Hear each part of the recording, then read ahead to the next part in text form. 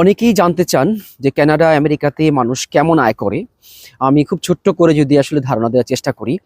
বর্তমানে কানাডার যেখানে অন্টারিও প্রভিন্স যেটি সবচেয়ে বেশি মানুষের বসবাস, টরন্টো বা পুরো অন্টারিও প্রভিন্সেই সর্বনিম্ন মজুরি হচ্ছে $17.5 পার আওয়ার ১ ঘন্টা কাজ করলে। অর্থাৎ আমি যদি ধরি $18 করে এরকমই পাওয়া যায় শুরুর দিকে।